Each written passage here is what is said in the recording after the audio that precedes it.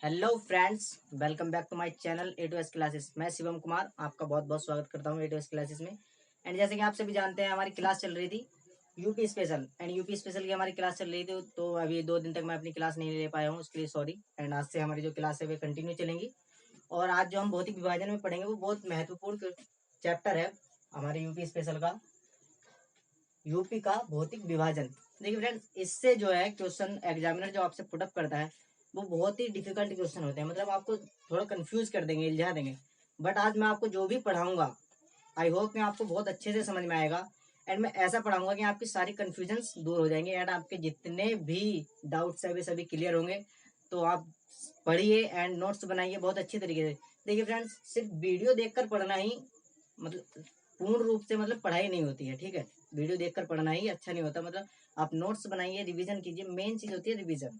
आप अगर रिवीजन नहीं करेंगे तो आप भूलते जाएंगे। एंड जो हमारा भूगोल होता है, इंडिया का भूगोल हो या आपका यूपी का हो, कोई सा भी, ठीक है ना, वो एकदम भूलने लग जाते हैं, ठीक है। तो इसको आप 1-2 बार रिवीजन कीजिएगा, अच्छे से नोट्स बनाइएगा। एंड मैं जो भी वीडियो में आपको बोलूंगा, अगर आप उसको लिखते रहे तो और भी अच्छा होगा, ठीक है। क्योंकि आज मैं इसके ऊपर कोई भी क्वेश्चन नहीं कराऊंगा, क्वेश्चन इसके सारे मैं कल ही कराऊंगा। आज सिर्फ मैं इसका कॉन्सेप्ट क्लियर कराऊंगा। देखिए, कुछ टीचर्स होते हैं जो इन सभी चीजों को क्वेश्चन बेस्ड करा देते हैं। जैसे कि आपसे कोई भी टीचर ऐसे ही लिखवा देगा कि जो हमारा भाबर क्षेत्र है ये सहारनपुर से कुशीनगर तक इसका विस्तार है। आपको अगर कॉन्सेप्ट क्लियर नहीं होगा तो आप इसको याद नहीं कर पाओगे। मैं मैप के थ्रू इसलिए पढ़ाता हूँ क्योंकि मैप के थ्रू अगर आप कुछ भी चीज पढ़ते हो तो वो आपको बहुत इजीली समझ में आ जाती है एंड लंबे टाइम तक, लॉन्ग टाइम, वो आपको याद रहता है, ठीक है। तो फ्रेंड्स, आज हम अपनी क्लास स्टार्ट करेंगे भौतिक विभाजन यूपी का। ओके, तो ज्यादा टाइम ना खर्च करते हुए हम अपना सीधा टॉपिक पे आते हैं। तो फ्रेंड्स देखिए, जो भौतिक विभाजन होता है वो निम्न आधारों पर किया जाता है, ठीक है। निम्न आधार जैसे कि पर्वत, ठीक है, पठारीय भाग, मैदानी भाग या फिर दलदलीय क्षेत्र, इन चीजों पर किया जाता है। तो जो हमारा यूपी है, ठीक है, आपको मैप दिख रहा होगा। यूपी का जो हमारा भौतिक विभाजन है वो किन किन आधारों पर किया गया है, सबसे पहले हम ये जानेंगे। तो हमारे यूपी का जो भौतिक विभाजन है 3 पार्ट में डिवाइड है, ठीक है ना, 3 पार्ट में किया गया है। बट अगर आप यहाँ पे देखोगे तो आपको 4 लगेंगे: भावर क्षेत्र, तराई क्षेत्र, मध्यवर्ती मैदान एंड पठारी क्षेत्र। बट ये जो भावर और तराई का क्षेत्र है इसको एक ही पार्ट में पढ़ा जाता है, भावर एवं तराई का क्षेत्र। तो इसलिए 3 ही होते हैं, भावर एवं तराई का क्षेत्र, मध्यवर्ती मैदान एंड पठारी क्षेत्र, ठीक है। तो सबसे पहले हम भावर क्षेत्र के बारे में पढ़ेंगे। तो देखिए फ्रेंड्स, भावर क्षेत्र होता क्या है एंड इसका निर्माण कैसे होता है, उसके बारे में मैं आपको एकदम फुल कॉन्सेप्ट आपका क्लियर कराऊंगा। एंड आपके जो भी डाउट्स रह जाएंगे आप मेरे को कमेंट कीजिएगा, मैं आपके कमेंट पढ़ूंगा एंड आपके डाउट क्लियर करूंगा, ठीक है। तो देखिए फ्रेंड्स, जो भावर एवं तराई का क्षेत्र होता है किस प्रकार बनता है मैं आपको बताता हूँ। तो देखिए, जब हम बचपन में होते हैं तो हम ड्राइंग बनाते हैं। तो बेसिकली जो ड्राइंग बनाते हैं अधिकतर कुछ इस तरीके के बनाते हैं, ठीक है। ये पहाड़ हम बनाते हैं एंड यहाँ से हम ऐसे सनराइज कराते हैं, ठीक, और ऐसे पक्षी बना देते हैं। और मेन चीज, हम यहाँ से नदी निकालते हैं, ठीक है। तो ये हम बचपन से जानते हैं कि पहाड़ों से नदियां बहती है। तो इसी तरीके से देखिए फ्रेंड्स, जो हमारा यूपी है, यूके और नेपाल से जहां पर सीमा बनाता है वहां पर ही शिवालिक की पहाड़ियां हैं और शिवालिक की पहाड़ियों के दक्षिण में ही भावर का क्षेत्र है, ठीक है। भावर का जो क्षेत्र है शिवालिक की पहाड़ियों के दक्षिण में है। अब देखिए, यहाँ पे पहाड़ियां हैं और हम बचपन से ही जानते हैं कि पहाड़ियों से नदियां निकलती हैं, ठीक है। तो जो नदियां हैं, शिवालिक की पहाड़ियों से नदियां निकलती हैं, ठीक। जो नदियां पहाड़ियों से निकलती हैं उनका बहाव बहुत तीव्र होता है। तो तीव्र बहाव के साथ वे बड़े बड़े पत्थर बालू बहाकर लेकर आती हैं, ठीक है। और जब वे समतल जगह पर आ जाती हैं तो उनका बहाव बहुत कम होता है, तो धीरे धीरे बहाव कम होने लगता है, ठीक। तो जब यहाँ से शिवालिक की पहाड़ियों से नदियां निकलती हैं तो वे तीव्र बहाव के साथ निकलती हैं और बड़े बड़े पत्थर बहाकर लेकर आती हैं। लेकिन यहाँ आकर उनका बहाव कम हो जाता है, जिस कारण वे बड़े बड़े पत्थरों को अपने साथ बहाकर नहीं ले जा पाती हैं और यहीं पर छोड़ देती हैं। तो जो हमारा भावर का क्षेत्र होता है ये बड़े बड़े पत्थरों का और कंकड़ों का होता है, ठीक है। इसमें बड़े बड़े पत्थर और कंकड़ पाए जाते हैं, ठीक। तो इसी क्षेत्र में जो नदियां होती है वे विलुप्त हो जाती हैं। नदियां विलुप्त क्यों हो जाती है? क्योंकि यहाँ पर नदियां बड़े बड़े पत्थर लाकर छोड़ देती है, ठीक, इस तरीके से। और जो नदी का जल होता है वो इन पत्थरों से होता हुआ गुजरता है। और ये पत्थर काफी काफी बड़े होते हैं और काफी मात्रा में होते हैं, तो इसलिए यहाँ पर नदियाँ बहुत कम ही दिखाई देती है। ऐसा नहीं कि दिखाई नहीं देती, बट बहुत कम दिखाई देती है। पत्थरों के नीचे से पानी ऊपर गुजरता है। ठीक है, तो जो भाबर का क्षेत्र है इसमें नदियाँ विलुप्त हो जाती हैं। ठीक, तो देखिए फ्रेंड्स, अब इसके विस्तार की अगर हम बात करें तो इधर पश्चिम में सहारनपुर से और पूरब में कुशीनगर तक इसका विस्तार है। ठीक है, और अगर हम देखें कि इसका विस्तार अगर हम पश्चिम से पूर्व की ओर चलते हैं तो धीरे धीरे घटता जाता है। ठीक है, यहाँ पे सबसे ज्यादा इसका विस्तार है सहारनपुर में 34 किलोमीटर। ठीक, और आप धीरे धीरे पूर्व की ओर बढ़ेंगे तो भाबर क्षेत्र का जो विस्तार है वो धीरे धीरे कम होता रहता है, यहाँ पर आकर शून्य हो गया। ठीक, तो जो हमारा भाबर एवं तराई का क्षेत्र है ये बड़े बड़े पत्थर एवं कंकड़ों का क्षेत्र है, इसलिए इसमें कृषि नहीं होती है। यहाँ पर मुख्यतः पशुपालन किया जाता है। ठीक है, और यहाँ पर वृक्ष भी नहीं पाए जाते। यहाँ पर जो वनस्पति होती है वे झाड़ियाँ पाई जाती है। ठीक है, तो आप इस बात को याद रखेंगे, यहाँ पर जो वनस्पति होती है वे झाड़ियों के रूप में पाई जाती है। ठीक, यहाँ पर फसलें नहीं होती क्योंकि ये बड़े बड़े पत्थर एवं कंकड़ों का क्षेत्र है। ठीक है, तो जो हमारा भाबर क्षेत्र है इसके दक्षिण में तराई का क्षेत्र है। अब तराई का क्षेत्र देखिए, यहाँ तक ये भाबर क्षेत्र था। अब यहाँ से आगे कंकड़ वाला क्षेत्र खत्म हुआ तो नदियां बाहर आई। ठीक है, तो जहाँ पर नदियां बाहर आती है भाव भावर के दक्षिण में जहाँ पर नदियां बाहर आती है वो तराई का क्षेत्र कहलाता है। ये तराई का क्षेत्र। ठीक है, जो तराई का क्षेत्र है यहाँ पर नमी की मात्रा काफी ज्यादा होती है। ठीक है, नमी की मात्रा काफी ज्यादा होने से यहाँ पर हॉट एंड ह्यूमिड का क्षेत्र बन जाता है जिसमें बीमारियां अधिक होती हैं। क्योंकि यहाँ पर हॉट एंड ह्यूमिड का जो क्षेत्र होता है इसमें जहरीले कीट पतंगे जो है वो बहुत ज्यादा होते हैं, मच्छर ज्यादा होते हैं, तो उनसे बहुत सारी बीमारियां होती हैं। ठीक है, तो आप याद रखेंगे कि यूपी है, यूपी का सबसे उत्तरी, ठीक है ना, जो सबसे उत्तरी ये तराई का क्षेत्र है, यहाँ पर सबसे ज्यादा बीमारियां होती है, सबसे ज्यादा बीमारियों से ग्रसित यहाँ पर होते हैं। ठीक है, तो जो तराई का क्षेत्र है ये बहुत ज्यादा नमी वाला होता है। ठीक, और यहाँ पर जो हिमालय है, हिमालय के सहारे यहाँ पर काफी ज्यादा वर्षा भी होती रहती है जिससे और ज्यादा नमी वाला क्षेत्र हो जाता है और इसी क्षेत्र को हम दलदलीय क्षेत्र भी कहते हैं। ठीक है, अब यहाँ पे दलदलीय क्षेत्र है ये, और यहाँ पर मुख्यतः दो फसलें उगाई जाती हैं। ठीक, दो फसलें यहाँ पर मुख्यतः हैं, मैं इसको थोड़ा रफ कर देता हूँ। तो जो हमारा तराई का क्षेत्र है इसमें दो फसलें मुख्यतः उगाई जाती हैं, एक आपका गन्ना और धान। ठीक है, गन्ना और धान मुख्यतः दो फसलें यहाँ पर उगाई जाती है। ठीक, फ्रेंड्स आपसे एक क्वेश्चन एग्जामिनर पुटअप करेगा कि जो हमारा तराई का क्षेत्र है इसकी चौड़ाई पश्चिम से पूर्व की ओर बढ़ने पर, पश्चिम से पूर्व की ओर बढ़ने पर किस प्रकार की होती है। तो देखिए, पश्चिम से अगर हम पूर्व की ओर बढ़ेंगे तो इसकी जो चौड़ाई है, इसका विस्तार है, वो धीरे धीरे बड़ा होता जाता है। देखिए यहाँ पर छोटा है, मैंने दर्शाया है, यहाँ पर छोटा है और धीरे धीरे धीरे धीरे बड़ा हो रहा है। ठीक है, तो ये सेम विस्तार इसका सहारनपुर से कुशीनगर तक ही होता है जैसे भावर क्षेत्र का, बट ये कुशीनगर में 80 से 90 किलोमीटर तक का होता है। ठीक है, जिस तरह से ये भावर का क्षेत्र 34 किलोमीटर का हो रहा था सहारनपुर में, उसी तरीके से ये अपोजिट होता है कुशीनगर में 80 से 90 किलोमीटर तक का। तो मैंने अभी आपको बताया कि यहाँ पर मुख्यतः दो फसलें होती है, गन्ना एवं धान। ठीक है, तो गन्ना एवं धान यहाँ पर दो मुख्य फसलें होती है इसमें आपके तराई क्षेत्र में। एंड तराई क्षेत्र के दक्षिण में जो आपका आता है वो आता है मध्यवर्ती मैदान।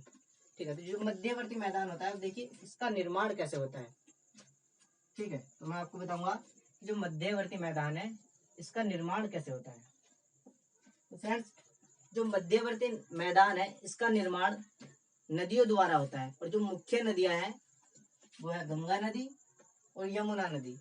इन दो नदियों से ही इसका निर्माण होता है। बाकी इनकी सहायक नदियां भी हैं, लेकिन मुख्यतः दो ही नदी मानी जाती है, गंगा और यमुना। तो फ्रेंड्स देखिए, जो नदियां होती है वो बड़े बड़े पत्थर बहा कर लाती है, बालू बहा कर लाती है, मिट्टी बहा कर लाती है, बट जो बड़े बड़े पत्थर और बालू होते हैं वो यहाँ पर बाबर के क्षेत्र में छोड़ देती है। बाकी जो मिट्टी और हल्के वाली बालू बचती है वो अपने साथ बहा कर लाती है और यहाँ छोड़ देती है। ठीक है, तो जो इसको हम इस मैदान को हम जलोढ़ मृदा भी कह सकते हैं। ठीक है, जलोढ़ मृदा, मध्यवर्ती मैदान जो है हमारा, इसको हम जलोढ़ मृदा भी कह सकते हैं। ठीक, और जो ये मैदान है इसको हम दो भागों में विभाजित कर सकते हैं। दो भागों में कौन कौन से भाग? आपका एक तो होता है खादर और एक होता है आपका बांगर। ठीक है, खादर और बांगर, इसको हम मध्यवर्ती मैदान यानी जलोढ़ मृदा को हम दो भागों में विभाजित कर सकते हैं, खादर एवं बांगर। अब देखिए खादर क्या होता है और बांगर क्या होता है। जो खादर होता है, ठीक, जो खादर होता है ये नवीन जलोढ़ मृदा होती है, नवीन जलोढ़ मृदा, यानी कि जो बाढ़ का पानी होता है वो यहाँ पर हर साल पहुंचता रहता है। जो खादर की मिट्टी होती है उसकी जो ऊपरी परत होती है वो हर साल बदलती रहती है, क्योंकि वहां पर बाढ़ का पानी हर साल पहुंचता रहता है। बट जो बांगर मिट्टी होती है यहाँ पर बाढ़ का पानी नहीं पहुंच पाता, ये काफी पुरानी मिट्टी होती है तो ये बदलती नहीं है, तो इसको हम कहते हैं पुरानी जलोढ़ मृदा।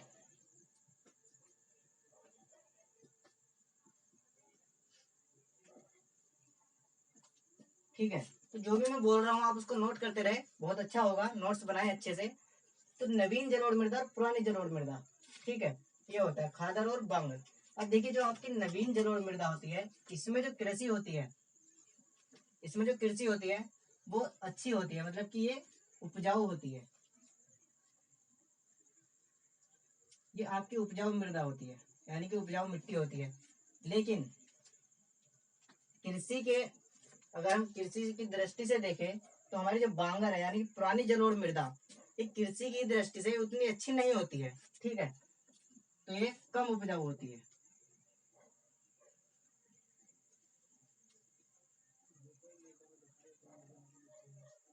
सॉरी,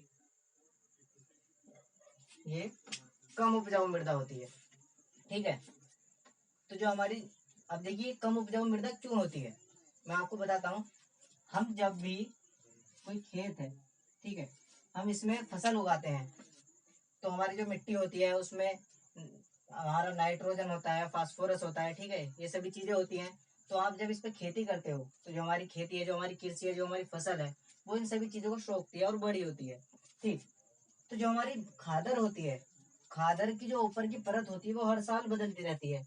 तो हर साल बदलेगी तो क्या होगा, उसमें जो नाइट्रोजन और फास्फोरस की कमी होती है वो पूर्ण होती रहती है। क्योंकि हर साल मिट्टी चेंज होती है, तो मिट्टी चेंज होगी वो अपने साथ नाइट्रोजन और फास्फोरस लाती है, तो उसमें नाइट्रोजन और फास्फोरस की कमी नहीं हो पाती, और वहां पर कृषि जो है बहुत अच्छी तरीके से होती है। बट जो आपकी बांगर होती है, बांगर में मैंने अभी बताया था कि बांगर में जो बाढ़ का पानी है वो नहीं पहुंच पाता, तो मिट्टी चेंज नहीं होती। आप आपने देखा होगा कि जो बांगर होते हैं, जहाँ पर बांगर के खेत होते हैं, जहाँ पर बाढ़ का पानी नहीं पहुंच पाता, वे सेम वही रहते हैं, हमेशा मिट्टी बही रहती है। ठीक है, तो मिट्टी बही रहेगी तो कृषि होती रहेगी, तो जब कृषि होती रहेगी तो कुछ सालों बाद वहां का नाइट्रोजन, फास्फोरस, ये सब चीजें खत्म हो जाती है। तो उसके लिए आप क्या करते हैं, उसके लिए आप तरह तरह के जिंक, जैविक खाद, ये सब चीजें लगाते हैं, तब जाकर यहाँ पर कृषि होती है। ठीक है, तो ये कृषि की दृष्टि से बांगर जो है ये इतनी अच्छी नहीं होती है। ठीक, तो देखिए फ्रेंड्स, जो हमारा यूपी है, तो यूपी की जो सरकार है, यूपी सरकार ने अभी कुछ बांगर के क्षेत्र देखे हैं जिनका कुछ भाग बंजर हो चुका है, एटा, इटावा, अलीगढ़ और कानपुर, इनका जो 10% भाग है, 10% भाग ये बंजर हो चुका है। ठीक है, बंजर यानी कि बंजर वह जमीन होती है जिस पर कुछ भी नहीं उग पाता। ठीक है, तो 10% भाग बंजर हो चुका है, किसका, बांगर के कुछ क्षेत्र हैं, ये यूपी सरकार के द्वारा हुआ है, मतलब उन्होंने अपने रिसर्च किए और बताया कि ऐसा हो चुका है। ठीक है, तो देखिए जो हमारा मध्यवर्ती मैदान है, मैंने आपको बताया कि गंगा और यमुना के द्वारा इसका निर्माण किया गया है। एंड आपसे एक बहुत अच्छा क्वेश्चन पुटअप करेगा एग्जामिनर, जो हमारा मध्यवर्ती मैदान है इसका ढलाव किस दिशा में है, यानी कि इसका ढलान किस दिशा में है। तो ठीक है, हम देखते हैं कि जो इसका ढलान है आपको दिख रहा होगा, इस प्रकार है। ठीक है, यानी कि मैं कह सकता हूं कि इधर पश्चिम और इधर पूर्व। तो पश्चिम से पूर्व की ओर मध्यवर्ती मैदान का जो ढलाव है, ठीक है ना, किधर से, पश्चिम से पूर्व की ओर मध्यवर्ती मैदान का ढलाव है। लेकिन इसमें भी आप देखेंगे जो हमारा पूर्व है, सॉरी पश्चिम, आप इसको ऐसे डिवाइड करते हैं तो देखिए जो पश्चिम का ढलाव है वो अधिक तीव्र है अपेक्षाकृत पूर्वी ढलाव के। मैं आपको थोड़ा समझाना देना चाहता हूँ किस प्रकार। देखिए इस प्रकार, ये मानिए आपका पश्चिम है, ठीक है ना, ये वाला, तो इसका जो ढलाव है वो इस तरह से कुछ ज्यादा तीव्र ढलाव है। लेकिन जो पूर्वी ढलाव है वो इतना तीव्र नहीं है, वो हल्का तीव्र है, ठीक है। तो जो हमारा मध्यवर्ती मैदान है इसका ढलाव पूरब से, सॉरी पश्चिम से पूर्व की ओर है, ठीक है। तो ये कुछ था आपका मध्यवर्ती मैदान के बारे में। एंड इनसे जो भी अदर क्वेश्चंस होंगे वो मैं आपको और भी बताऊंगा अपनी नेक्स्ट वीडियो में जब मैं क्वेश्चन लगाऊंगा। एक और बहुत अच्छा क्वेश्चन है आपके लिए, देखिए जो मध्यवर्ती मैदान होता है, ठीक है, इसको दोआब का क्षेत्र भी हम बोलते हैं। दोआब का क्षेत्र क्यों बोलते हैं, देखिए दोआब का क्षेत्र इसलिए बोलते हैं क्योंकि इसमें दो नदियां हैं, ठीक है, गंगा एंड यमुना। जैसे कि पंजाब है, पंजाब में 5 नदियां बहती है, इसीलिए उसको पंजाब कहते हैं। इसी तरीके से जो मध्यवर्ती मैदान है इसको हम दोआब का मैदान भी या दोआब का क्षेत्र भी हम इसको कहते हैं, ठीक है। एंड जो हमारा मध्यवर्ती मैदान है इसके बारे में हम थोड़ा और जानेंगे। बाकी जो इस पर 2000 कुछ क्वेश्चंस होंगे वो सब मैं आपको अपनी अगली वीडियो में, अगली क्लास में आपको सब क्वेश्चन के साथ आपका कॉन्सेप्ट भी क्लियर कर दूंगा, ठीक है। तो अब देखिए नीचे अगर हम आए तो मध्यवर्ती मैदान के, मध्यवर्ती जो हमारा मैदान है इसके दक्षिण में आता है हमारा पठारी क्षेत्र, ठीक है। तो जो हमारा पठारी क्षेत्र है, तो अब इसके बारे में हम जानेंगे। तो जो हमारा पठारी क्षेत्र है, देखिए फ्रेंड्स, जो पठारी क्षेत्र है इसकी जो मिट्टी होती है वो लाल रंग की होती है, ठीक है, लाल रंग की होती है। और यहाँ पर जो है पानी की मात्रा भी कम होती है, ठीक है, यहाँ पर पानी अधिक नीचे होता है इसलिए यहाँ पर पानी की मात्रा कम होती है और फसल यहाँ पर अच्छी उपजाऊ नहीं हो पाती है। लेकिन फिर भी यहाँ पर कुछ फसलें उगाई जाती हैं, ठीक है। तो कुछ फसलें जो है वो मैं आपको बता देना चाहता हूँ, एक मिनट मैं थोड़ा रफ कर देना चाहता हूँ इसको। क्योंकि यहाँ पर लाल मिट्टी है और पानी की मात्रा कम है, लेकिन फिर भी यहाँ पर कुछ फसलें उगाई जाती हैं, जैसे आपका अरहर, बाजरा और गेहूं, ठीक है, जैसी फसलें यहाँ पर उगाई जाती हैं, ठीक है। तो यहाँ पर पानी की मात्रा कम है और ये यहाँ पर फसलें उगाई जाती है। फ्रेंड्स एक और बहुत अच्छा क्वेश्चन है, आपसे एग्जामिनर पूछ सकता है। देखिए मैंने आपको यूपी की जितनी भी सीमाएं थी उनके बारे में मैंने आपको बताया, ठीक है, विस्तार से बताया था। आपने यूपी एक परिचय की वीडियो में मैंने सारी सीमाओं के बारे में आपको बताया था।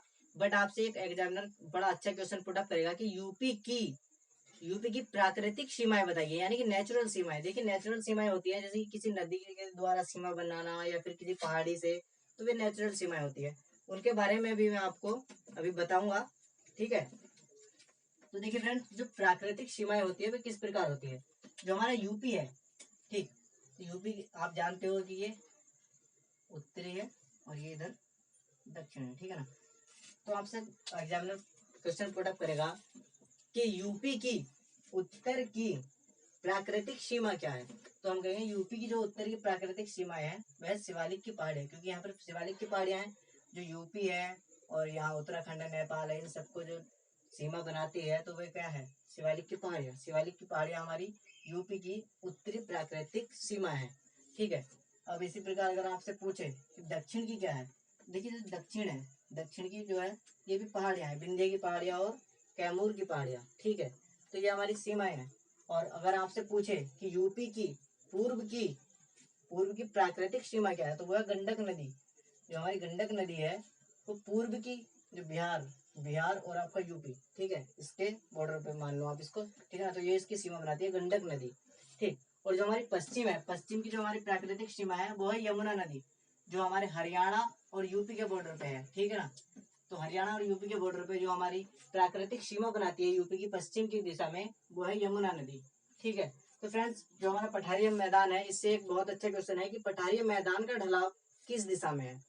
ठीक, तो जो पठारीय मैदान है इसका ढलाव आपसे अगर क्वेश्चन कर लिया जाए कि पठारीय मैदान का ढलाव किस दिशा में, देखिए मैं जो बोल रहा हूँ आपको शायद लग रहा होगा कि ये बहुत अटपटे क्वेश्चन है। ठीक है, आप सोच रहे होंगे कि ऐसा मैं एग्जाम में कुछ आएगा नहीं, बट देखिए एग्जाम अब नॉर्मल नहीं रहे जैसे पहले थे, मतलब अब ऐसे नहीं है, अब बहुत हार्ड है, लेवल बहुत ऊपर हो चुका है। एग्जामिनर सब बच्चों का माइंड पढ़कर ही एग्जाम का जो पेपर होता है वो डिसाइड करता है। ठीक है, तो एग्जामिनर कुछ भी आपसे पूछ सकता है, कहीं से भी क्वेश्चन पुटअप कर सकता है। आप ऐसा ना समझे कि जो भी मैं आपको पढ़ा रहा हूँ कि यहाँ से मतलब एक क्वेश्चन पुटअप नहीं होगा। मैं बहुत मेहनत करता हूँ, ऐसा नहीं कि मैं आया और आपको पढ़ाया और चला गया, ऐसा कुछ नहीं है। मैं भी 4-5 बुक्स लेके बैठता हूँ, अपने पुराने नोट्स लेता हूँ, तब जाके आपके लिए एक नया नोट्स बनाता हूँ, ताकि आपको अच्छे से अच्छा बेहतर से बेहतर पढ़ा सकूँ एंड वही पढ़ा सकूँ जो एग्जाम में आता है। ठीक है, तो मैं जो भी आपको पढ़ा रहा हूँ वो बेहतर है। ठीक है, तो आप इसको पढ़िए एंड अच्छे से समझने की कोशिश कीजिए एंड जो भी मैं बोलता हूँ वो लिखिए एंड रिवीजन बहुत जरूरी है। ठीक है, तो रिवीजन भी जरूरी है। तो क्वेश्चन था कि पठारी जो क्षेत्र है इसका ढलाव किस दिशा में है। देखिए जो पठारी क्षेत्र है इसका ढलाव के बारे में अगर मैं आपको समझाना चाहूँ तो ऊपर शिवालिक की पहाड़ियाँ थी। ठीक है, ऊपर शिवालिक की पहाड़ियाँ थी, बीच में मैदान था, वो फिर इधर से पहाड़ियाँ हुई। देखिए जो पहाड़ियाँ थी ऐसे पहाड़ियाँ हुई, तो इस ये पहाड़ी यहाँ से ऐसे ऊपर थी, बट ये पहाड़ी जो होती है इन पहाड़ियों का ढलाव इस तरह से होता है कि यहाँ से शुरू होती है और यहाँ से धीरे धीरे धीरे धीरे ऊंची होती रहती है। ठीक है, मतलब यहाँ से शुरू हुई और यहाँ से धीरे धीरे धीरे ऊंची हो गई। तो ढलाव किस दिशा में होगा, दक्षिण से उत्तर की ओर ढलाव होगा। क्योंकि यहाँ पर सोच लीजिए आप, मान लीजिए कि ये एक पहाड़ी है और इसका ढलाव इस तरह से है। ठीक है, ये इस तरह की होती है, तो ढलाव देखिए किधर है, यहाँ से ऊंचा है, यहाँ नीचा है, तो ढलाव इधर से इधर ही तो होगा। तो दक्षिण से उत्तर की ओर इनका ढलाव है। अब देखिए जो विंध्य की पहाड़ी और कैमूर की पहाड़ी है उनकी जो औसत ऊंचाई है वो 300 मीटर की है। यहाँ पर औसत ऊंचाई 300 मीटर की है, बट कुछ कैमूर की पहाड़ियां ऐसी है जिनकी ऊंचाई 600 मीटर तक है। ठीक है, तो इनके ढलाव के बारे में मैंने आपको बताया एंड जो भी मैंने आपको जानकारी दी है, अगर आपको लगे कि मतलब मैं अच्छे से नहीं समझा पाया हूँ तो आप उसके बारे में मुझे कमेंट कीजिए। वैसे तो मुझे नहीं लगता कि आपकी समझ में कुछ नहीं आया होगा, क्योंकि मैंने मैप से अच्छे से समझाया है। एंड अगर आपको कुछ समझ में नहीं आया, कुछ डाउट है, तो आप वीडियो रिवाइज करके भी देख सकते हैं एंड नोट्स बनाए एंड उसको दोहराते रहे।